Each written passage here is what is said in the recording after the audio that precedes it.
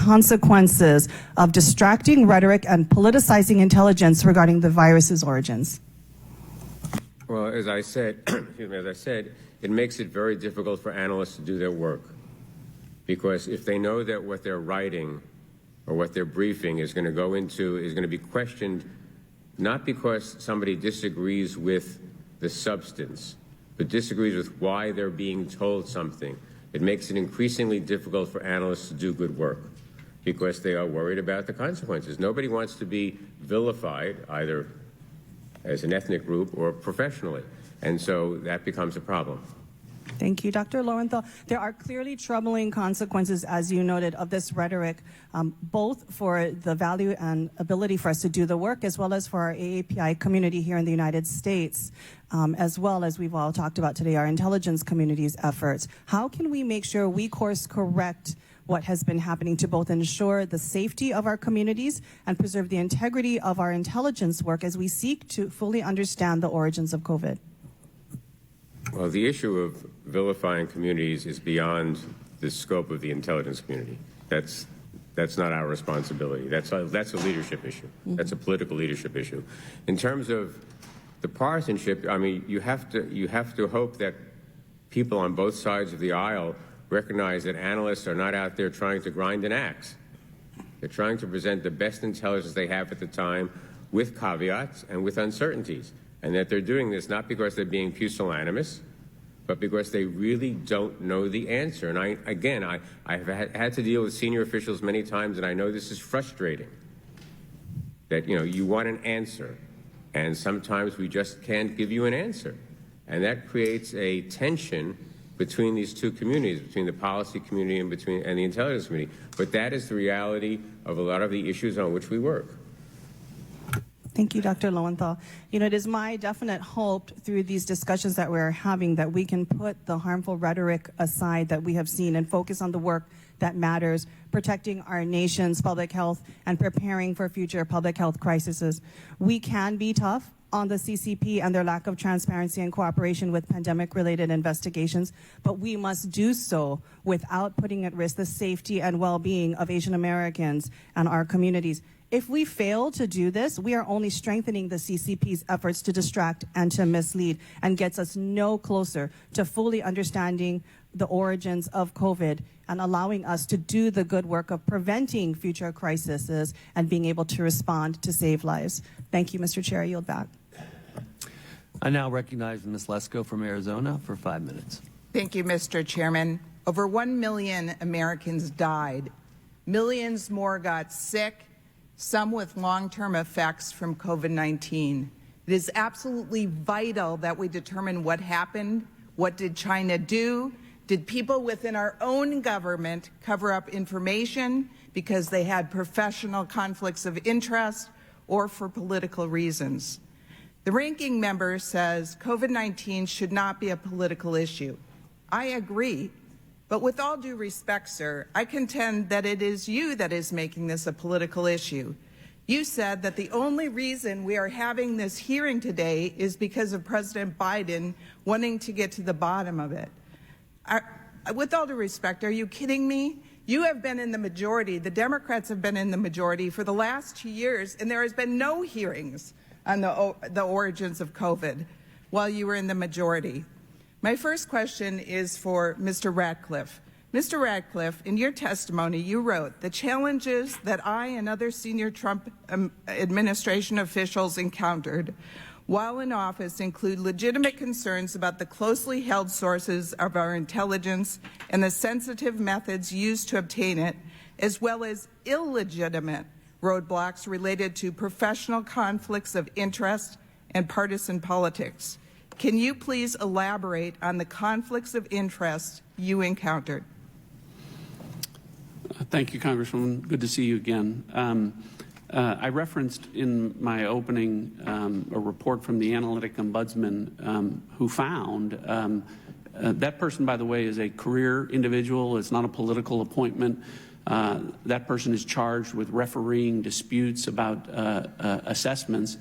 And it was based on his investigation that when it comes to the issue of China, some of our intelligence was being suppressed because there were analysts within the community that felt like that some of that intelligence may be used by the Trump administration in ways that they disagreed with. And that is clearly inappropriate under analytic judgment standards.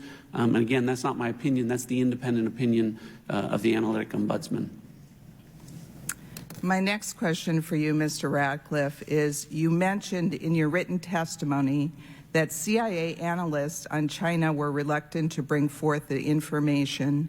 Do you think you ever got all of the information that they uncovered from China related to COVID-19?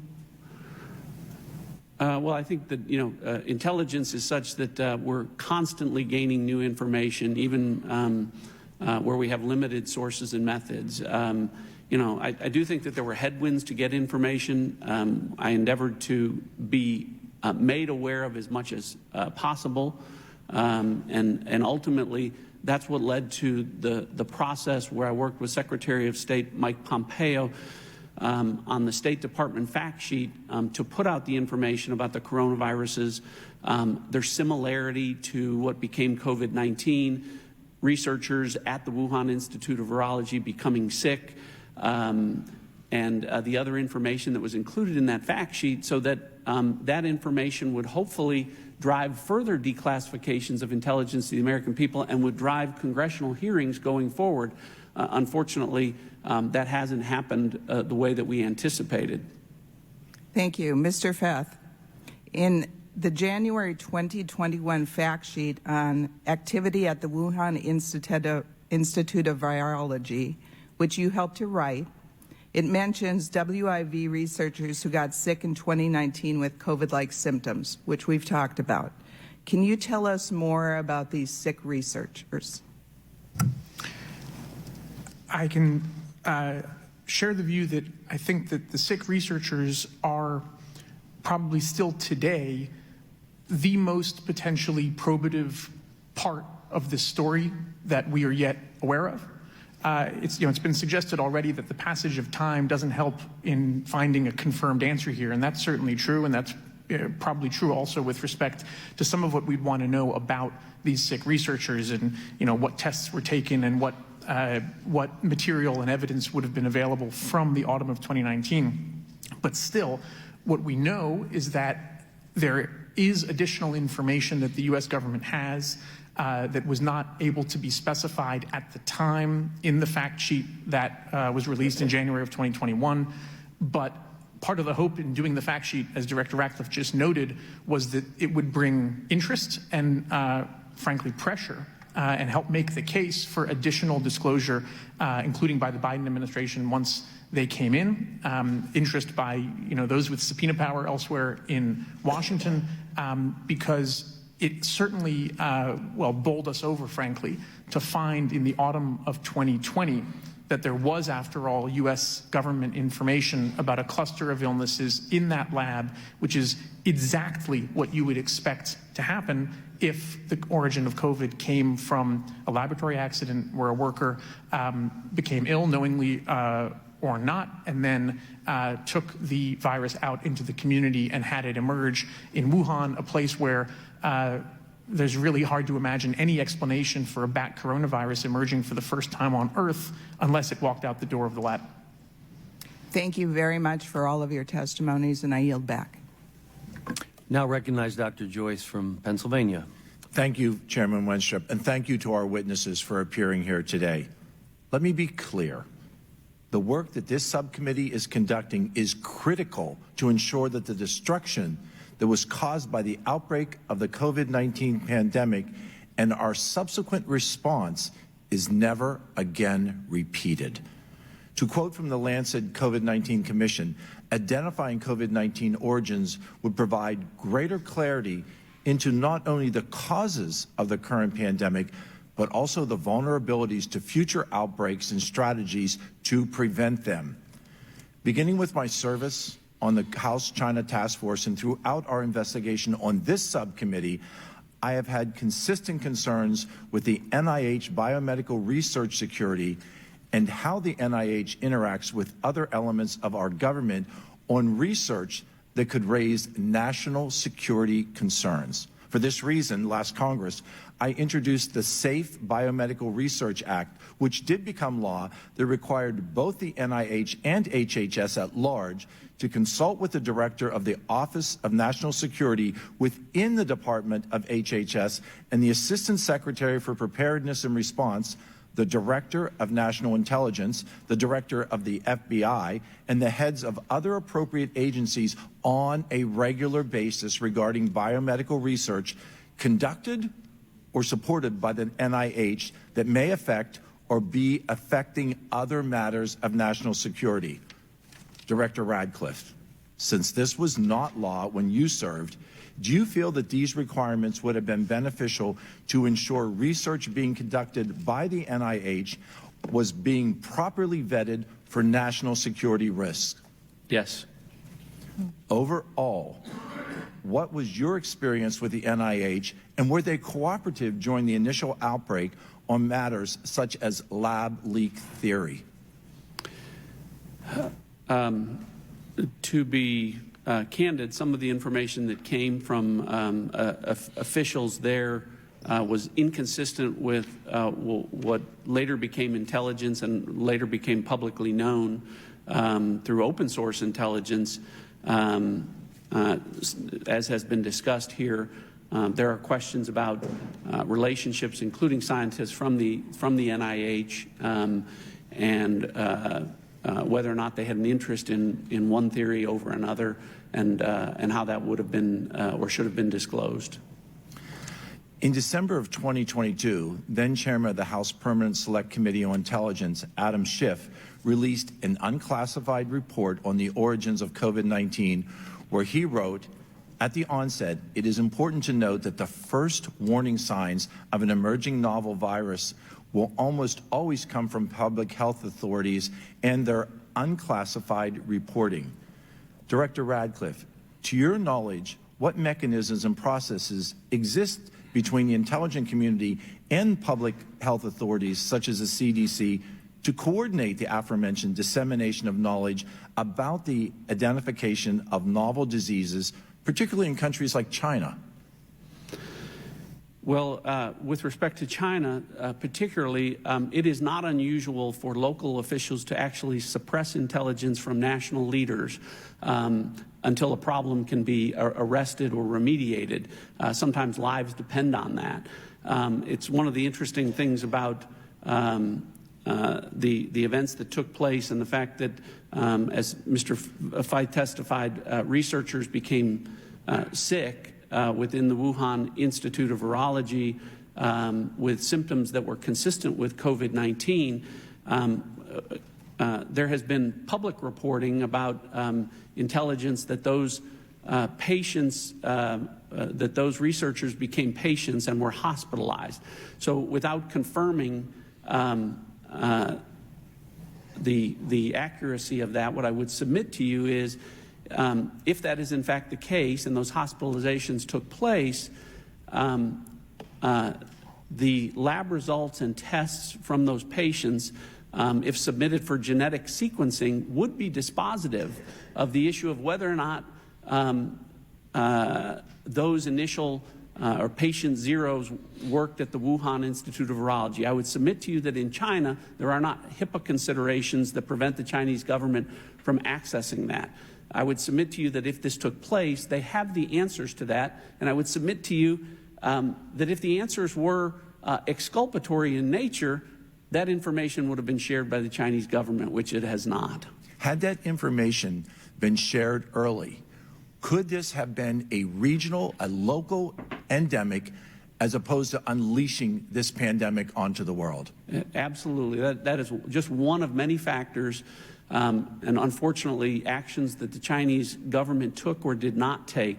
They misled. I referenced their conversations with World Health Organizations. They urged that a public health epidemic not be declared earlier. They misled international scientists about human-to-human transmissibility and what they knew. about the COVID-19 virus. All of those things could have minimized and prevented the spread of this disease and surely would have saved millions of lives globally. Had China cooperated and not suppressed actions by the World Health Organization, could this pandemic have not spread worldwide? Yes. Again, I thank you for appearing today, and Mr. Chairman, I yield. I now recognize Ms. Green from Georgia for 5 minutes. Thank you, Mr. Chairman. I would like, for the record, to address something that one of our colleagues across the aisle was talking about, which was Asian hate in reference to President Trump. President Trump never spoke any language of racism or hate. He did, however, call, and many of us have called the COVID-19 virus the Wuhan flu, the China virus, because we feel it originated from China. I'd like to also state for the record that many viruses and diseases are named after the area that they come from, like the West Nile virus from West Nile, Uganda, Rocky Mountain spotted fever from the Rocky Mountains, Marburg virus from Marburg, Germany, Zika fever from the Zika forests of Uganda, Japanese encephalitis, German measles, and I could go on and on and on. We're really tired of the racism and name calling, and it needs to end. But we're really talking about the origins of COVID-19 here today, which is shocking to me because honestly, we've been talking about the origins of COVID-19 for 3.5 years. And every common sense American that I know pretty much understands where it came from. Came from the Wuhan Institute of Virology, and doesn't really care if the intelligence community says it did or didn't. I would like to point out that here we are. The intelligence community is able to figure out immediately who was leaking classified information in a Discord chat, but yet still doesn't want to say whether it came from the lab or didn't come from the lab. The intelligence communities seem to release or not release information based on how the information will affect the government that it seems to protect. Yet unfortunately, so many times it doesn't release or not release the information the people that it serves and I'll remind everyone is paid for by the taxpayers of America. I would like to point out that the State Department fact sheet on January 15th, 2021 knew a lot of information about the Wuhan Institute of Virology. So that means our intelligence community knew a whole lot more before that. They knew the U.S. government believes that there were several researchers inside the Wuhan Institute of Virology became sick in the autumn of 2019. Before the CCP first reported cases of COVID-19. They also knew that the CCP was preventing journalists, investigators, and global health authorities from accessing the Wuhan Institute of Virology. They also knew that starting in 2016, well before this, the Wuhan Institute of Virology was researching the bat coronavirus with the closest relationship to SARS-CoV-2, 96.2% similar. The Wuhan Institute of Virology has published record of dangerous gain-of-function research. And the State Department memo also said that the U.S. government determined the Wuhan Institute of Virology collaborated on publications and secret projects with the CCP military since at least 2017. And you know what else we know? We know that Dr. Fauci in the NIH funded through grants, Eco Alliance, with the gain-of-function research. We know that for a fact. Our government paid for it. Our taxpayers, unfortunately, unknowingly, paid for it. So we know all this to be true, and we know it was going on at the Wuhan Institute of Virology. Mr. Lowenthal, with your dedication to being an analyst of information, why is it so hard to determine whether COVID-19 came from the Wuhan Institute of Virology or not? Because the Chinese will not give us access to the information that we need. If they gave us the kind of access that Mr. Feith was talking about, if they gave us samples, if they gave us access to the records, and you will never be sure with the Chinese whether they're giving you the access that you want, we're never going to be able to say with a high degree of certainty. It's not. May I respond to something else that you said in your comments, Ms. Green? There is a vast, vast difference between tracking a leak on a social media site and determining the origins of this disease. And to compare the two is entirely fallacious, ma'am. Dr. Lowenthal, you've said that you keep your intelligence claims and information nonpartisan. In 2018, Mr. Lowenthal, you were quoted in the New York Times saying that President Trump is the best president that Russia ever had. That sounds pretty political to me. I was no longer an intelligence officer at the time, ma'am. I'm a private citizen. Well, I think you have a difficult time keeping your political opinions out of your political analyst. Mr. Ratcliffe, you are quoted as saying, to this day, the CIA, unquestionably the world's premier spy agency with an unrivaled capacity to acquire information and near limitless resources to do so, has continued to state that it does not have enough information to make any formal assessment. To put it bluntly, this is unjustifiable and a reflection not that the agency can't make an assessment with any confidence, only that it won't. Could you elaborate, please, Mr. Ratcliffe?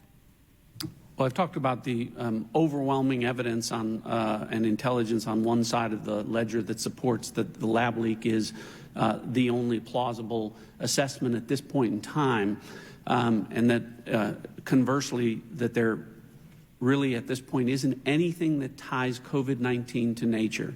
I talked about the fact that no environmental source, no intermediate host, no reservoir species, nothing has ever been published that COVID-19 existed in any animal or species before the pandemic began. We make assessments all the time in the intelligence community with a fraction of the intelligence that we have available to us here. Again, I think this is a matter of won't, not can't, and I think that